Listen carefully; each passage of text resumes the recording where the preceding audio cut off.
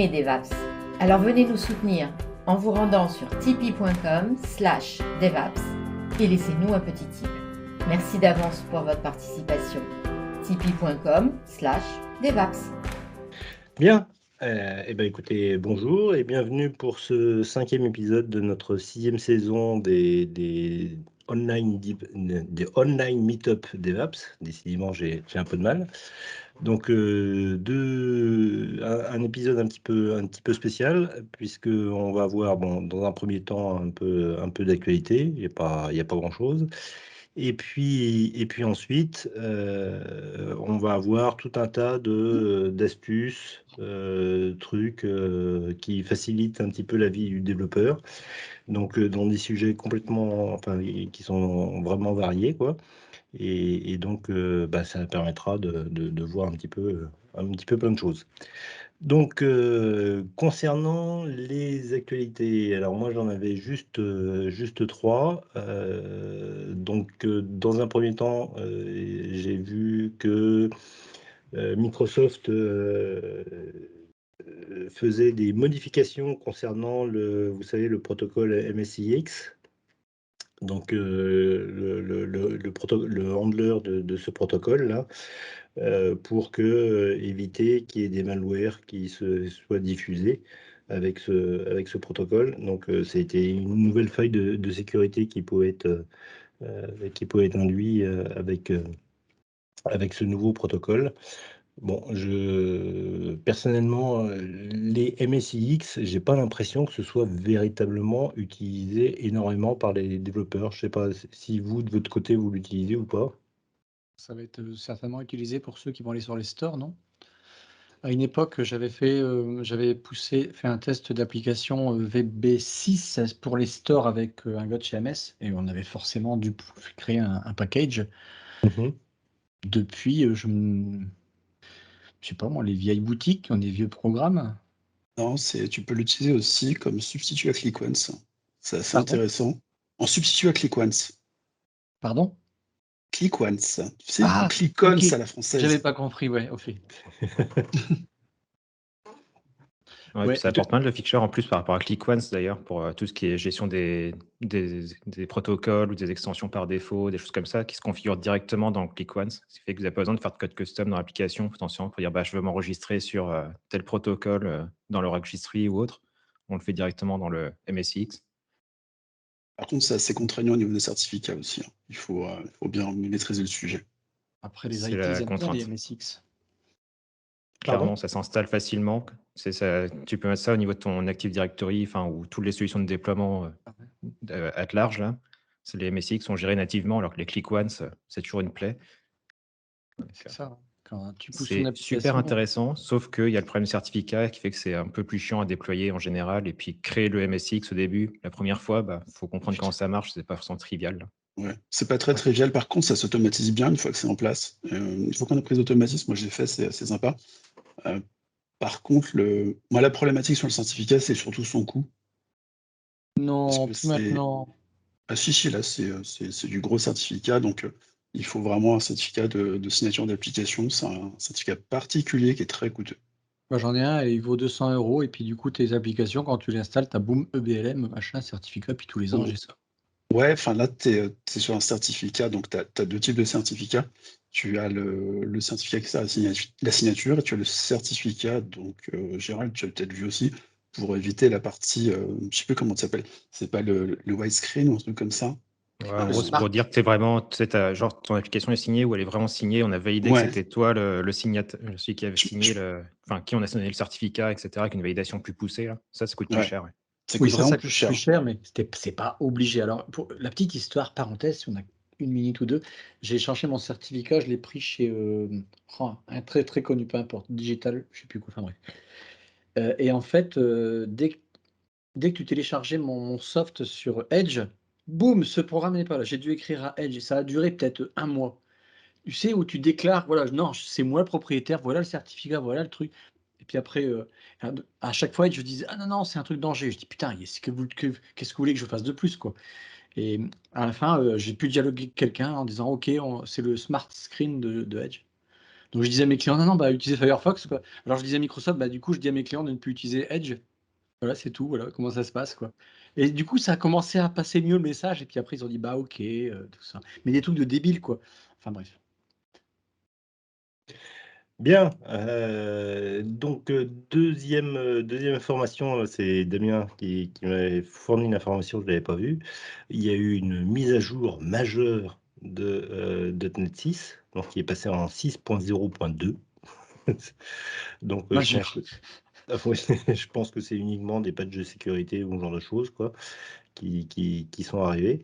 Et par contre, dans le blog qui annonce cette nouveauté, il y a notamment une information concernant la fin de vie de .NET 5, mais on en reparlera un petit peu plus tard dans l'émission. Et vous avez vu, du coup, la news sur .NET 7? Non, vas-y. Je viens de la voir à l'instant, donc là, Damien Van de Kerkhove a liké ça tout à l'heure sur LinkedIn. Ça a été sur une vidéo qui est passée il y a 22 heures sur l'ASP.NET Community Stand-Up. Et du coup, il parle des Blazor.NET, Blazor in .NET 7, donc ça veut dire que .NET 7 est dans les tuyaux. Et en fait, il passe une liste des prochaines améliorations, en tout cas que Blazor, mais là-dessus, quoi. Donc on voit toute une liste de, voilà, il y aura ça, il y aura ça, il y aura ça, il y aura ça. Bref. Donc c'est intéressant. Je viens de le voir il y a 30 secondes, cette news. Hein. De toute façon, .NET 7, c'est prévu pour l'an prochain, hein. Oui. Non, c'est pour novembre, c'est pas l'an donc cette prochain. année. Oui, Déjà cette année? Attends, .NET 6, il vient à peine d'être assis, là. On était Bah, contents. c'est tous les ans en novembre, une nouvelle version de .NET. ouais. Ouais, bon, donc... Et une année Et- sur deux en LTS. Mais ouais, elle ne sera pas en LTS, la .NET 7. Et puis la dernière chose, c'est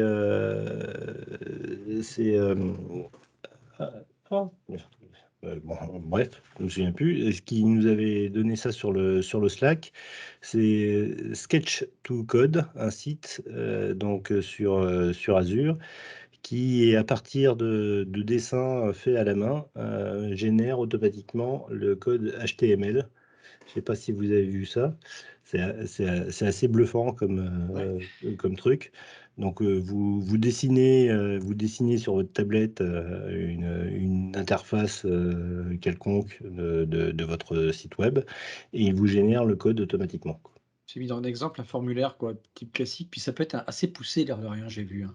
Franchement, c'est chouette. Je ne suis pas allé beaucoup plus loin. J'ai fait juste deux, trois tests, quoi. Mais c'est vrai que ça a l'air assez sympathique. Et ça reste sur des sketchs ou même sur des images PNG? J'ai essayé avec la tête de Simpson, ça n'a rien fait, pour te dire. Dommage. Donc, c'est que des trucs... Bien, eh ben, écoutez, on va passer à notre deuxième partie. Donc, concernant les trucs et astuces, je vais partager mon écran et c'est Clément qui doit être au taquet là, Ouais. qui va commencer. Hop.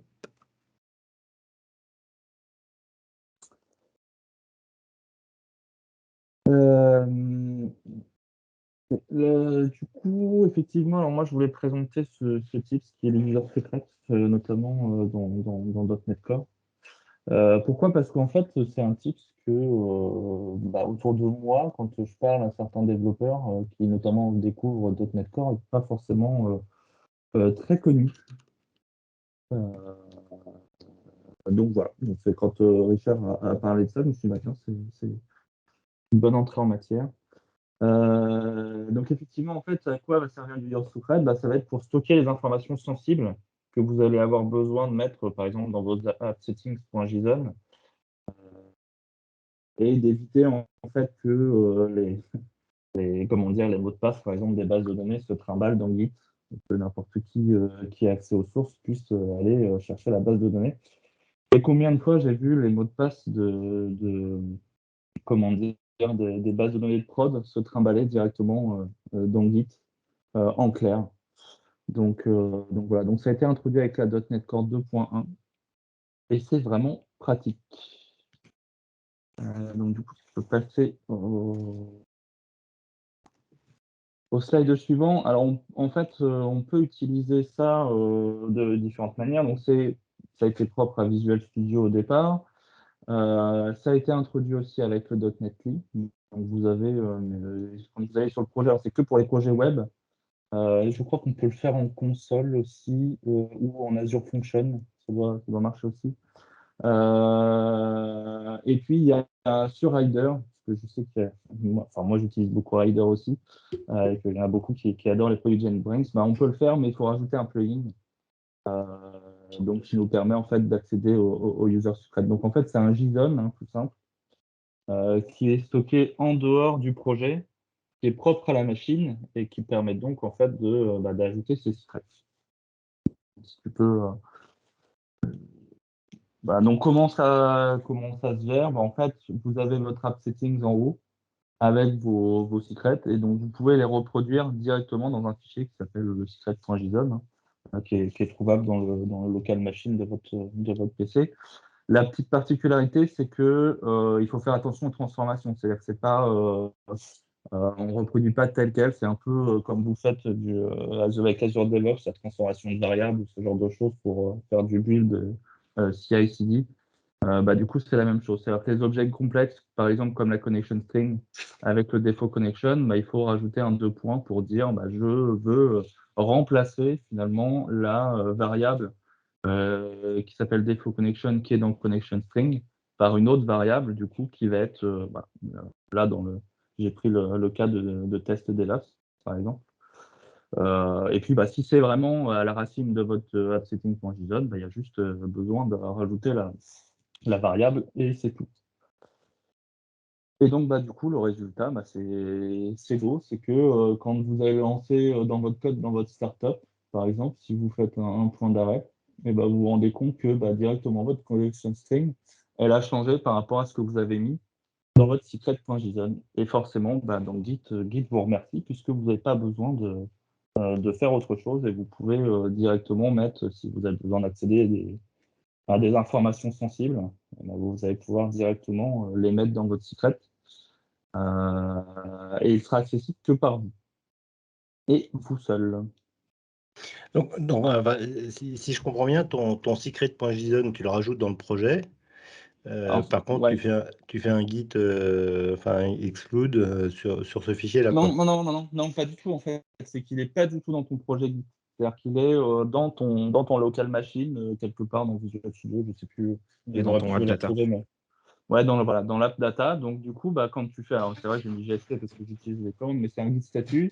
En fait, on voit que j'ai modifié mon appsettings.json à travers mon secret.json et qu'en fait, il n'y a pas de, comment dire, en fait, on n'a pas modifié l'appsettings.json.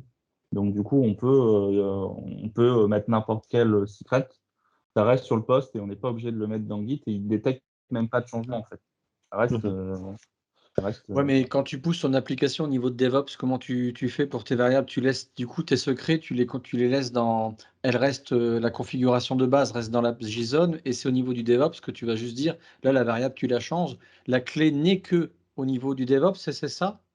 Non, en fait, alors moi je gère pas les secrets directement dans la settings. En fait, c'est mon build en fait qui va aller chercher les informations d'un Key Vault Oui, d'accord, oui, bien pour sûr. soit le mettre directement dans mon app settings. Oui. Donc, du coup, en fait, à la limite, l'app settings, on peut rien mettre dedans si on veut et tout gérer. Ah oui, tout oui, gérer non, de mais c'est base bon. à part les logs.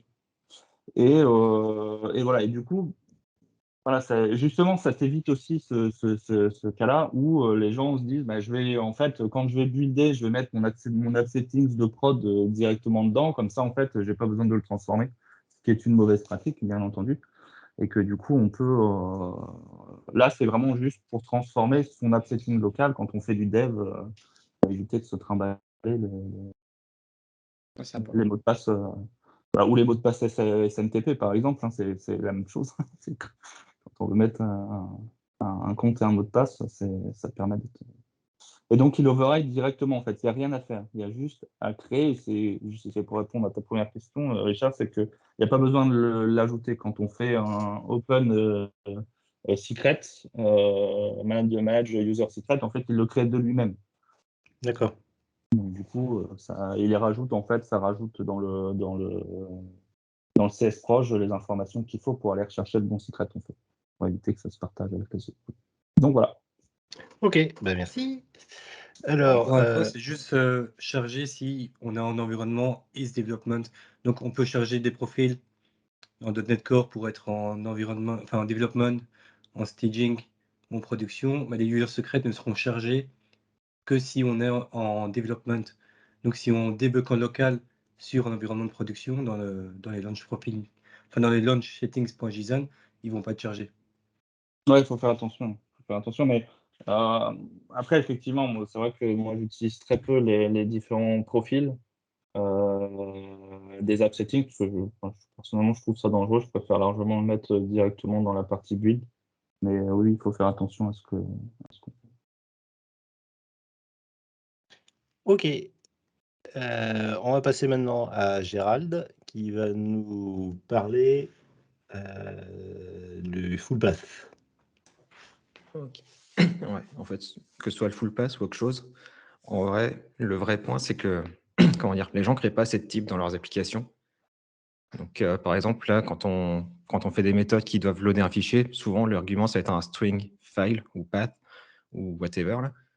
Mais en fait, c'est très misleading pour celui qui appelle. On ne sait pas si ça attend un chemin absolu, un chemin relatif, si c'est un dossier, est-ce que ça se finit par un slash, pas un slash. Sur Windows, que c'est quand on a des slash, des backslash, etc. Donc, en fait, on a un contrat qui n'est jamais très clair.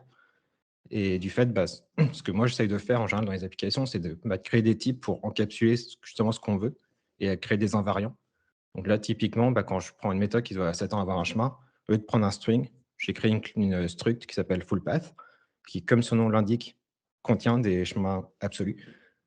Ce qui fait que quand je crée une méthode, je sais ce qu'elle attend en paramètres. Et en plus, le vrai point intéressant quand on crée des types aussi, c'est que ça fait une place naturelle pour ajouter des méthodes dedans. C'est-à-dire que quand on utilise des strings, on va se retrouver à appeler des méthodes, ce qui viennent par exemple path.getExtension, ou on va créer nos propres utilitaires dans notre projet, genre myProjectUtilities, qui va avoir plein de méthodes statiques, qui va plus en finir. Là.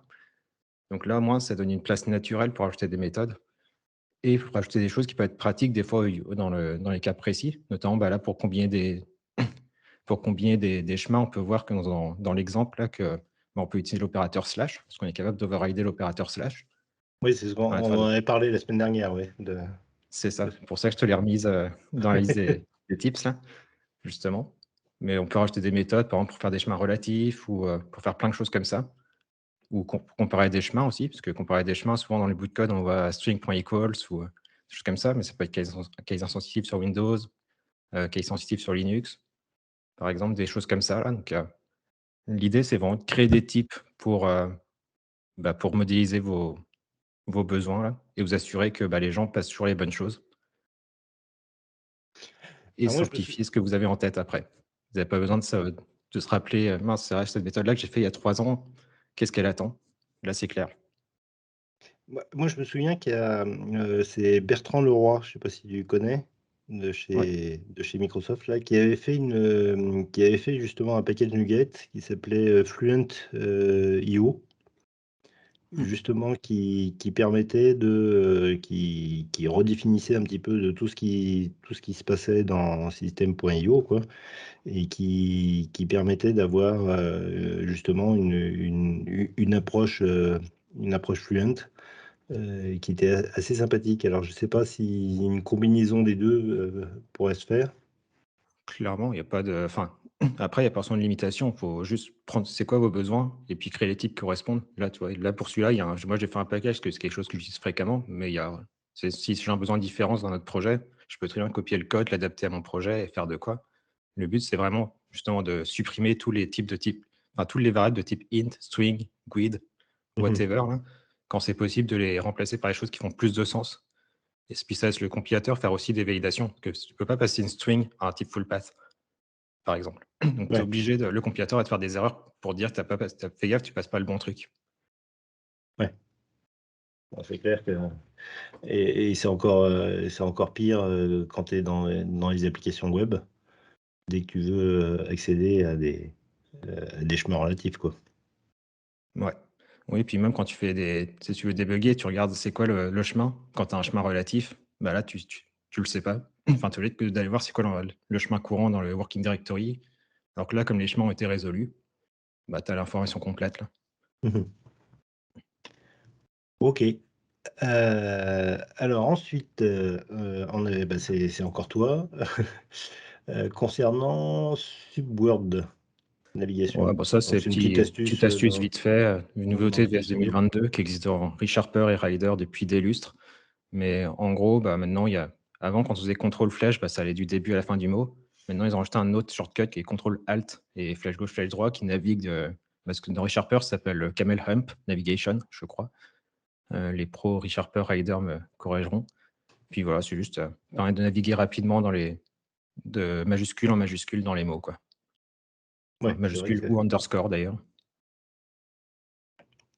Et si on veut, il y a une petite option pour, si c'est le comportement que vous voulez par défaut, bah, il y a une petite option activée là. ok. Voilà, petite astuce. Alors, après, c'était une autre petite astuce que Damien Leroy voulait présenter, parce que il peut pas être là aujourd'hui. C'est donc l'attribut Caller Member Name, donc qui permet de récupérer le nom de la méthode qui a appelé cette méthode-là. Donc au niveau des logs, ça peut être très intéressant. Donc vous voyez là par exemple dans cette méthode log query, il peut loguer facilement quelle est la méthode qui a appelé cette méthode de log query pour donner l'information comme quoi il y a quelque chose qui s'est passé chez lui, quoi. Alors bon, je sais pas si. Alors, moi, j'ai juste une question par rapport à ça. C'est au niveau des performances. Moi, je me souviens qu'au moment où ce Caller Member Name est apparu, il y en a beaucoup qui disaient qu'au niveau performance, c'était une catastrophe. Je sais pas quelle est votre opinion. Il ne peut pas y avoir de problème de performance. Et le color member name est remplacé à compile time. C'est-à-dire dans ton exécutable, à la fin, il n'y a pas le member name. Tous les méthodes qui vont appeler ton log query ici, le member name, il y a une constante à la place, en fait. Il n'y a D'accord. aucun impact en termes de perf et en exécution. C'est vraiment le compilateur qui fait ce qu'il faut. Mhm. Et alors moi, j'avais une autre question. C'était, j'ai le caller member name, donc ça j'ai le nom de méthode. Et moi, ce qui m'intéresserait, c'est le nom du type qui est appelé. Est-ce que ça, c'est possible ou pas? Non, en fait, tu as plusieurs choses. Tu as le color member name, tu as le line number, je crois. Je ne sais plus comment il Oui. s'appelle, l'attribut. Et maintenant, dans C# 10, tu as un nouveau truc qui est le expression argument expression. Color argument expression permet de prendre l'expression d'un autre argument, notamment quand tu fais c'est utilisé dans les asserts, par exemple. Tu fais un assert.debug, ta condition. En fait, implicitement, il va mettre le deuxième argument avec la string qui correspond à ton premier argument, quoi. Ça, mais il n'y a pas le type duquel tu viens ou Ouais. d'autres choses. Ok. Bien. Alors, astuce suivante, c'était juste un petit reminder au niveau de l'expiration des licences. Donc, c'est juste, je dis ça, c'est parce que j'ai un client qui a plein de projets de partout et on a des gros problèmes de versionning au niveau des frameworks qui sont utilisés. Donc, c'était juste pour rappeler que si vous avez .NET 5, en mai 2022, c'est fini, quoi. Il n'y aura plus de support de .NET 5. Pour .NET Core 3.1, puisqu'on a une ETS, là on est en décembre 2022. Pour .NET 6, on a un petit peu le temps, donc c'est novembre 2024. Comme on disait tout à l'heure, là, maintenant pour les nouvelles versions de .NET, on aura une version LTS tous les 2 ans. Concernant .NET Framework 4.6.1, lui, arrive à expiration en avril 2022. Pour les autres versions, qui sont les 4.7 et 4.8, là, je n'ai pas trouvé, mais il n'y a pas de date d'expiration de ces licences. Et puis ensuite, j'ai rappelé pour les frameworks web traditionnels. Donc, concernant Angular, la version 11 arrive à expiration en mai 2022. Donc, ça veut dire que la version 10 est déjà expirée. Là, on a une fréquence au niveau des nouvelles versions qui est de tous les 6 mois. Donc, au niveau d'Angular. Et au niveau de React, alors eux, ils sont un petit peu, d'après ce que j'ai pu voir, ils sont un petit peu dans le flou. C'est-à-dire qu'ils disent, dès qu'il y a une nouvelle version majeure, l'ancienne version n'est plus supportée. Donc là, il y a eu la version 17 qui est parue il n'y a pas si longtemps que ça. Enfin, il y a 1 an, je crois. Donc, si vous êtes en version 16.x, vous êtes plus supporté au niveau de la licence de React. C'est plutôt violent. Pardon? C'est plutôt violent. Oui. Oui, non, mais c'est. Ce dont on s'aperçoit, c'est que ce soit .NET, Angular, React, on a vraiment des mises à jour maintenant qui se font tous les 6 ou tous les 1 an. Et pour les développeurs, ça veut dire, et pour les entreprises, ça veut dire qu'il y a un support à rajouter, des efforts à faire qui sont pas négligeables, quoi, et qui actuellement sont souvent négligés par les entreprises, quoi. Mais en réalité, il faut rester en .NET 4.8, c'est ça? Ouais. Et il y a une communication qui était passée par Microsoft concernant le .NET Framework 4.8. Microsoft avait suivi la même logique que pour IE, c'est-à-dire tant qu'il y aura un OS qui le supportera, ça restera supporté. Ouais. Ouais, donc C'est comme la 3.5, je crois, c'est pareil. Je crois que la 3.5, Ouais, c'est pareil, tant qu'elle. J'avais vu aussi, je crois que c'est le même. J'avais aussi oui. cette info comme Parce qu'il ne quoi. faut pas oublier que 3.5, alors attention, pas 3.5, 3.5.1, parce qu'il dit très clairement que 3.5 n'est plus Ouais. supporté. Moi, j'ai eu Lucas et ils font vraiment le distinguo. Et contrairement à ce qu'on pourrait croire, effectivement, la disparition de .NET Framework 4.6.1, enfin, moi qui m'impacte, en avril, n'impacte pas les gens qui sont sur 3.5.1. Ça, c'est drôle. attends, tu peux répéter? J'ai pas compris. La disparition du .NET Framework 4.6.1 en Oui. avril n'impactera pas les gens qui sont sur .NET Framework 3.5.1, puisqu'on n'est pas sur le même oui. CLR. Ouais, d'accord. Oui, c'est pas la même CLR, oui. C'est vraiment un Ouais. truc qui parle qu'aux vieux, la CLR. On n'en parle plus Oui, aujourd'hui. Mais entre la CLR2 et la CLR4, effectivement, on n'a pas ce genre de problème, quoi. Et pour info, j'ai mis le site version of .NET dans le chat, là, qui répertorie justement toutes les versions et qu'est-ce qui est supporté, pas supporté, pour .NET Core, .NET 6, là, et puis Net Framework, Mono. Oui, j'ai pas parlé de Mono, mais effectivement, je sais pas.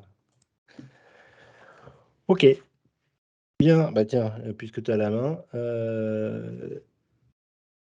non, c'est ici. Voilà, c'est encore pour toi. Ah ouais, je me rappelle de Ah celle-là. oui. Ouais, souvent, enfin moi, c'est des cas que j'ai assez fréquemment dans certains de mes projets où je dois lancer plusieurs tasks, plusieurs traitements en parallèle, attendre le résultat et puis obtenir le résultat. Donc, pour ça, on peut lancer les tasks. Forcément, c'est assez rapide. Par contre, après, on a juste une méthode qui est whenAll. Et whenAll, elle fonctionne, elle est utilisable à une condition, c'est que toutes les tasks renvoient le même type. Sauf que souvent, moi, c'est pas le cas. J'ai des collections d'un truc, des collections d'un autre truc. Et donc, en fait, on se retrouve à faire un code qui est pas très agréable à lire. Là, on lance les 2 tasks, on fait le whenAll, et après, on utilise .result pour avoir le résultat. Donc, le premier code sample. Et donc, en fait, moi, ce que j'ai fait, c'est avec quelques petites méthodes, en fait, et surtout une méthode d'extension à la fin. En fait, on est capable de faire un await sur des value tuples. Je pense que tu peux scroller down encore un peu, montrer le dernier sample. Hop, voilà, tout à la fin, là. C'est parfait. En bas de l'écran, on peut voir avec le commentaire This works, là, où on est capable de waiter 3 tasks et de récupérer les 3 résultats dans un value tuple. Donc, en gros, comment est-ce qu'on fait ça? C'est qu'en fait, quand on fait un await, le compilateur il va chercher une méthode qui s'appelle getAwaiter, qui renvoie ce qu'il s'attend à avoir. Donc, en fait, on peut faire une méthode d'extension sur les value tuples, qui est déclaré juste un peu au-dessus, qui s'appelle getAwaiter, qui prend les value tuples qui nous intéressent et qui renvoie les résultats qu'on veut. Et en fait, en faisant ça, on est capable de simplifier les appels qu'on peut faire avec juste une méthode d'extension qu'on cache à quelque part. Là. Puis ça simplifie le code. Ouais, alors moi j'ai une question métaphysique. La différence entre when all et wait. Enfin, Wait est bloquant. En gros, donc tu bloques ton thread courant. Alors que when all, c'est async et en fait, il va attendre correctement en libérant le thread pool que toutes les tasks soient terminées. alors quel est l'intérêt de wait? Aucun. D'accord. Enfin, sauf si tu es obligé d'être dans un call bloquant, genre une méthode qui s'attend vraiment à avoir qui retourne un void et où tu veux vraiment pas d'asynchronisme là, là tu fais wait. Mais de manière générale, il vaut mieux l'éviter. Mhm. Ok. Comme les points Question result. bête. Sauf si Question tu bête l'as. là-dessus. Ouais, excuse-moi, j'ai une question qui va peut-être sembler bête, mais concernant le wait all et le wait, on a la même réaction sur tous les OS et sur toutes les plateformes. C'est-à-dire C'est-à-dire, typiquement, je suis en train de tourner sur du mobile, est-ce que j'ai la même réaction que quand je suis en train de travailler sur du Windows? Normalement, oui. Normalement. Après, je connais pas les. Enfin, ça m'étonnerait que les implémentations de mono soient pas bonnes à ce niveau-là, tu vois. Ça m'étonnerait. Mais je les connais pas, donc je peux pas t'affirmer 100% là. Mais est-ce que sur mobile, c'est plutôt mono qui est utilisé? Donc, c'est ça. Normalement, tu as le même comportement. Après, si jamais tu vois un truc pas bon, je pense qu'il faut le remonter comme un bug. Parce que ça m'étonnerait que ce soit pas voulu. Ouais, ça serait surprenant quand même. On en a eu pas mal sur .NET Native. Essaye de remonter un bug, tu verras bien. Bien, on a notre Yoda préféré qui est revenu. D'ailleurs, ils t'ont libéré. Non, je me suis barré. Ah, mais c'était quasi fini. Ok, je t'ai pas envoyé de slide parce que j'avais pas de slide. Oui. Et je suis pas sûr qu'on se soit bien compris, mais je peux montrer un truc pendant 2-3 minutes. Vas-y. Donc, je partage mon écran. Donc, l'idée, c'est de vous montrer un Visual Studio pour changer. Mais T'es malade quand même, T'es malade mais quand même, avec Rich Harper. Avec Rich Harper dedans. Donc, une des features qui est très peu connue, qui s'appelle Search with Pattern. Je vais vous montrer en fait ce qu'on peut faire avec. Donc, Search with Pattern. L'idée, c'est, j'imagine que vous avez tous utilisé par le passé. Imaginons qu'on veuille que vous ayez des milliers de tests et vous voulez changer le assert à equal parce que vous avez décidé que ça ne se lisait pas super bien, le expected, le actual, et que vous voulez le remplacer partout en assert that. Alors, il y a beaucoup de gens qui utilisent le search and replace. Il y en a d'autres qui vont un peu plus loin, qui utilisent les regex. Et je pense que le search with pattern, c'est un truc qui est vraiment utile dans ce cas-là. Donc nous, ça a été vraiment un cas concret. On a voulu changer nos façons de faire nos assertions.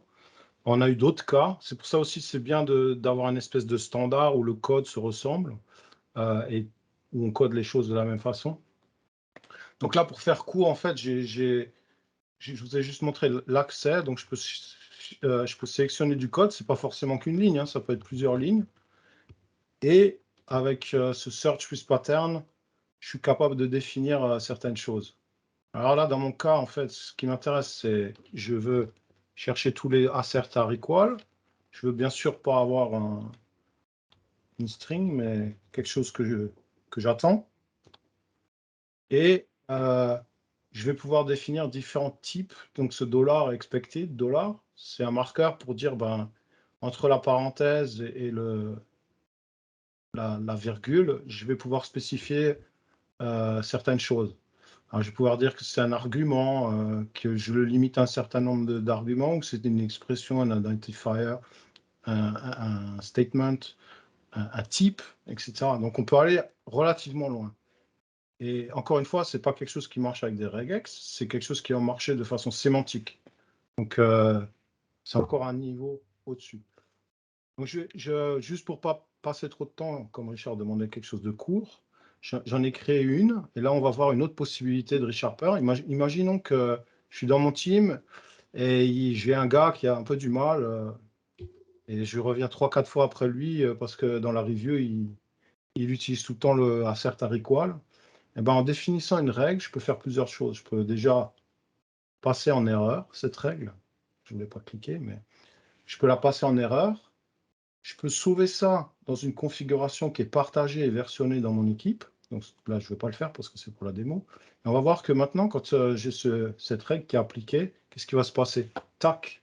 Eh ben, directement, je vais avoir ces squiggles rouges sous mes tests. Alors, on voit qu'ils sont sur différents formats, hein. J'ai un peu changé les strings pour montrer qu'en fait, ça va être appliqué sur différents formats et on peut aller assez loin. Et alors, donc, non seulement je peux partager cette règle dans mon équipe, la personne peut le voir avant de mettre en review qu'il y a un problème, mais je peux aussi lui proposer de remplacer cette expression par la chose qui est correcte, donc qui est censée être correcte. Je n'ai pas sauvé la dernière version. Donc, ce qu'on peut faire, c'est vite l'éditer. On rappelle du processus. Donc, search, je vais retourner là, c'est le plus rapide. Donc là, je peux double-cliquer l'éditer. Et en fait, ici, ce qui me manque, c'est ce que je veux comme règle, c'est de dire is equal to. Donc là, il va me dire que j'ai perdu, que j'ai quelque chose qui est faux. Je vais sauver cette règle. À sauver, on va voir que maintenant, je vais pouvoir dire replace with assert et j'ai plus de problème de compilation. Là, il a changé mes différentes expressions et je peux la sauver. Et je peux la transformer. Donc, c'est le même, j'allais dire, c'est le même moteur que pour les templates dans ReSharper, là, pour créer tes templates où tu mets les dollars avec les ouais, noms c'est un de peu le même variables, etc. principe. Ouais, c'est un peu le même principe, mais les templates, en fait, c'est pas au niveau sémantique. Là, c'est vraiment au niveau sémantique. Mais D'accord. il y a le même système de remplacement avec le dollar. Et franchement, c'est un outil que vous n'utilisez pas tous les jours, mais je pense que c'est bien de savoir que ça existe et qu'on peut faire beaucoup de choses. Moi, on avait des tests avec, par exemple, des parties arrange où on avait pas mal de choses qu'on voulait remplacer. On a 38 000 tests. Vous imaginez bien que je ne vais pas mettre un développeur qui va passer 6 mois à changer tous nos tests. Donc, c'est des trucs qu'on veut automatiser. Et donc, ça, c'est un des outils qu'on a pu automatiser. Et encore une fois, je vous invite à regarder la doc et qui explique un peu plus ça. Et comme c'est quelque chose de court qu'on voulait montrer, c'est un truc qui est vraiment intéressant et qui est utile quand on en a besoin, comme la plupart des choses, quoi. Ok, eh ben, écoute, merci, notre VRP JetBrains préféré. Disons que s'ils ne font pas une licence gratuite, Bah, il est MVP, donc il a déjà ses licences. oui. Ouais, Bien. mais je l'avais déjà avant de JetBrains, je l'ai depuis des années, c'est vrai. Bon, bah écoutez, moi j'ai rien d'autre. Je sais pas si vous aviez d'autres choses Moi, je peux en faire d'autres, hein, si tu veux. Je peux partager mon écran et montrer d'autres trucs. Ouais, bah, vas-y, oui, si tu veux. Ok, Il nous reste 10 minutes. Oh ouais, ça devrait passer. Tac. Vous voyez bien le Visual Studio? Ouais. Parfait. C'est pas Rider. Aucun Non, intérêt. non, mais ça marche partout. C'est ça qui est intéressant. Ce que je montre, ça marche dans Rider. Premier truc que je voulais montrer, c'est au niveau du CS Proj. C'est activer. Toujours penser à bien activer toutes les options de validation qui existent. C'est-à-dire passer le compilateur en mode strict pour essayer de trouver quelques bugs de plus potentiellement. Mettre tous les analyses que .NET fournit. Puis au besoin, vous pouvez désactiver les règles qui ne vous intéressent pas, là. Par exemple, là, on voit qu'il dit Mark Assemblies with CLS compliant. Bon, ça, je pense que tout le monde s'en fout, concrètement. Oui. Plus personne ne fait ça. Mais bon, ça fait une ou deux règles. Au final, vous avez peut-être essayé une vingtaine de règles, mais ça va vraiment vous trouver beaucoup de problèmes potentiels, là. Donc, tout ce qui était, quand j'avais fait la présentation sur les strings, quand vous ne mettez pas les string comparison, etc., ça va vous les remonter automatiquement. Ça. Puis pensez toujours à mettre les warnings as error, au moins quand on est en release. Comme ça, au moins sur votre CI, tous les warnings que les développeurs ont laissés, bah, ils ne passent plus. Donc, ils sont obligés de les fixer. Bah, ça, ils Et vont en faire la général, moi, gueule. bah, c'est leur problème. T'as un warning, t'as un warning. Hein, C'est la sinon, ça ne sert à rien de les mettre. Exactement. Puis sinon, je voulais présenter 3 analyseurs de plus. Donc forcément, bon, le Medium2 Analyzer, pour ceux qui ne l'utilisent pas encore, bon, forcément, je suis obligé de le présenter. Mais en gros, il y a plein de règles pour ceux qui font de l'async ou des choses comme ça. Bah, c'est de valider un maximum de use case. Par exemple, quand vous ne passez pas les concession tokens, alors il y en a un qui est disponible. Ça va vous le dire quand vous oubliez de mettre un await alors que vous êtes dans un bloc using. Bref, plein de petites choses qui peuvent être utiles.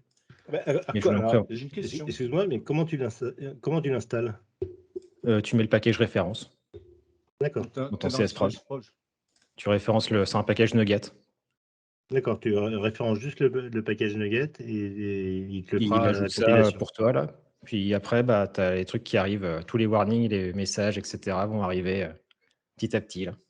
Ouais, ça va peut-être Ok. pas être une bonne nouvelle, ça. Non, c'est pas une bonne Non. nouvelle ton truc. Ouais, mais Ça, je te l'accorde. En fait, je pense qu'il faut avoir une approche où on l'active, on voit qu'il y a beaucoup de problèmes. Et on le désactive.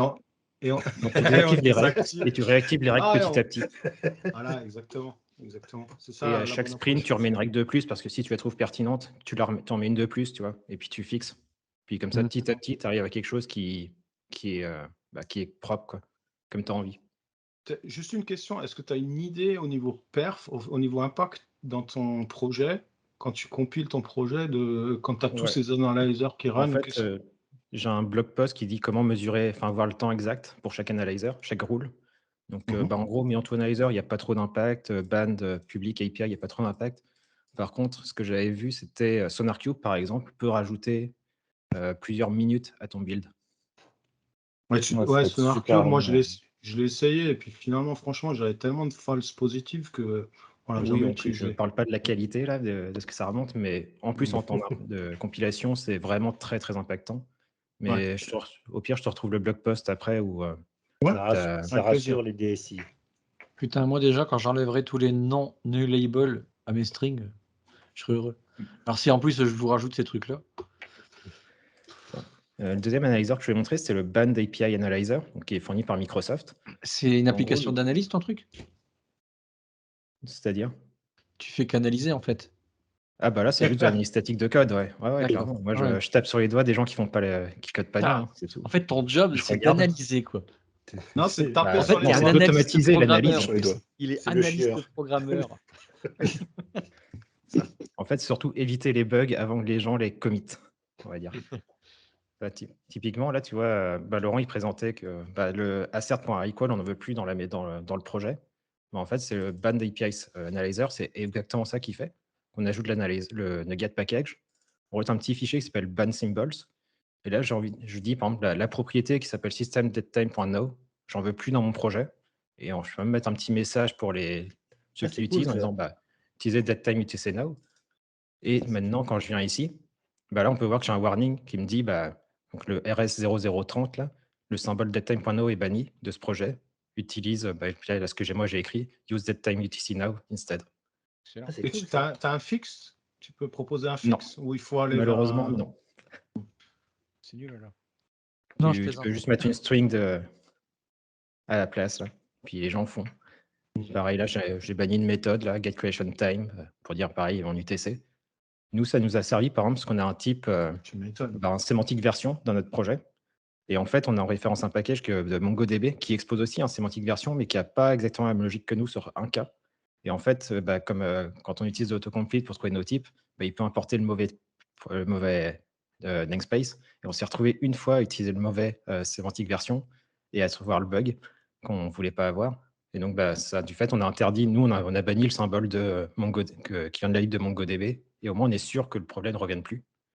Là, c'est marrant parce qu'on a eu le même problème avec MVVM Lite qui a un package pour WPF et un package pour les autres plateformes.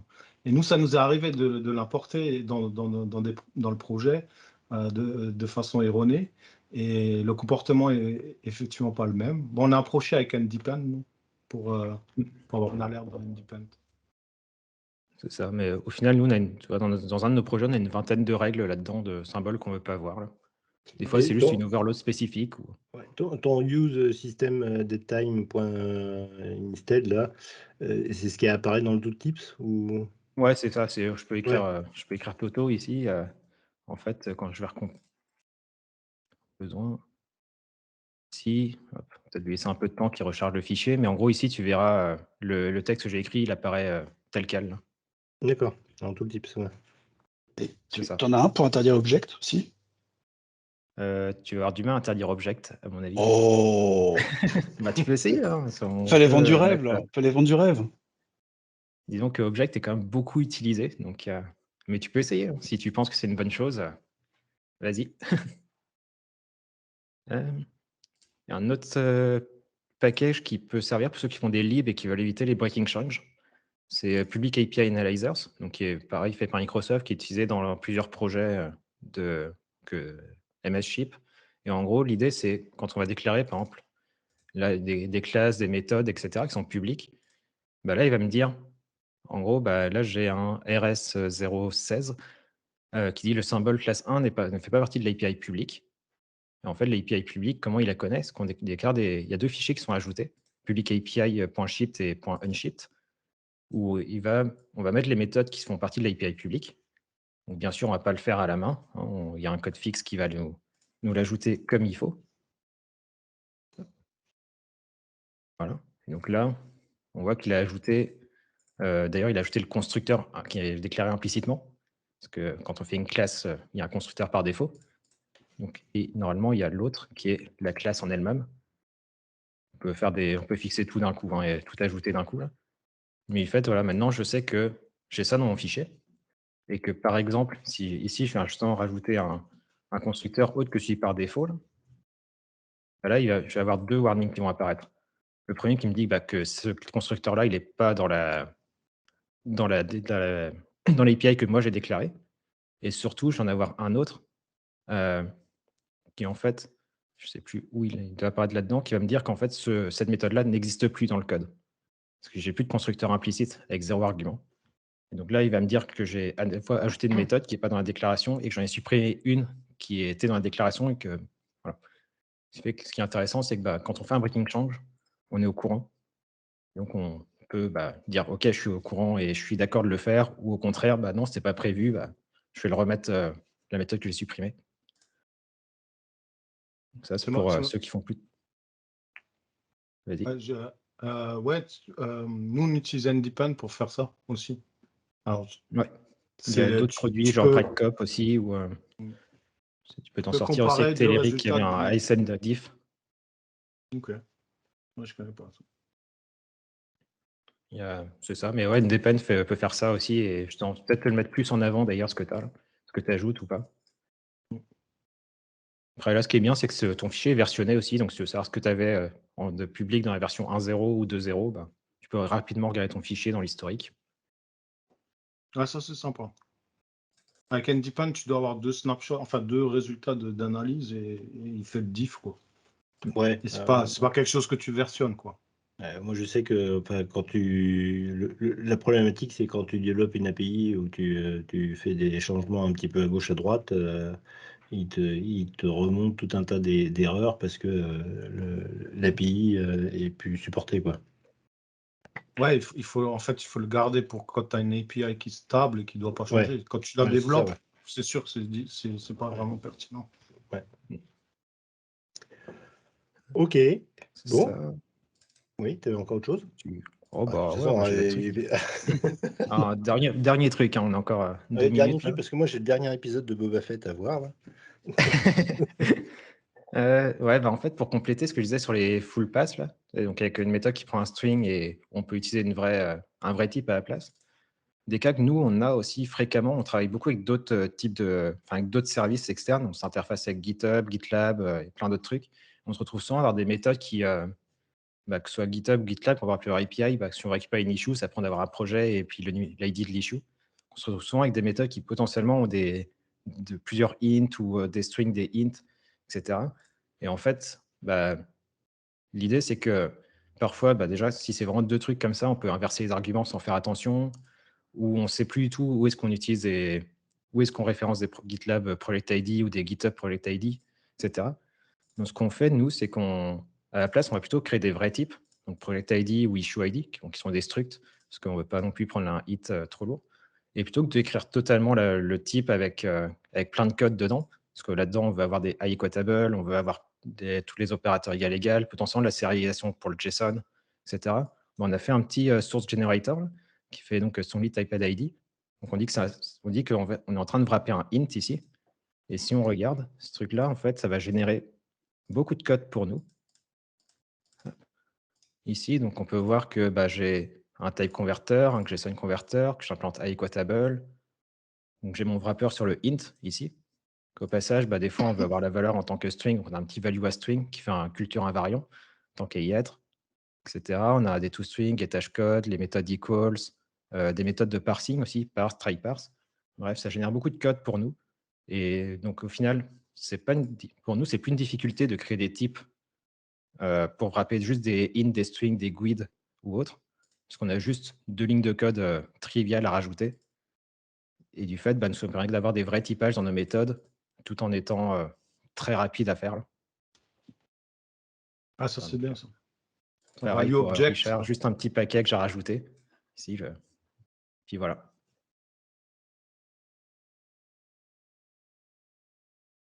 Ok. Bon. Tu pourras rajouter le lien de dernier machin. Je te fais ça. Ok, super. Bon, écoutez, merci à vous tous. On va se quitter pendant 15 jours, hein, puisque c'est les vacances. On va faire une petite pause. Et puis, donc, à la rentrée, je crois qu'il y a Laurent qui a encore quelque chose à nous présenter sur Non, mais virez-le, Laurent. Moi? Oui, Ah sur bon? la statique web. Ah, je t'ai dit que je le ferais, mais j'ai pas dit à la rentrée ou je t'ai pas donné de date. T'as 15 jours. Mais du bon week-end. Et puis, voilà. Ceci étant, mais si vous avez aussi d'autres choses à présenter, moi je suis toujours preneur, hein, je suis toujours à la recherche, donc n'hésitez pas. Et sur ce, écoutez, bonnes vacances et à dans 15 jours. Ciao tout le monde. Ciao. Salut, Ciao. bonnes vacances. Salut.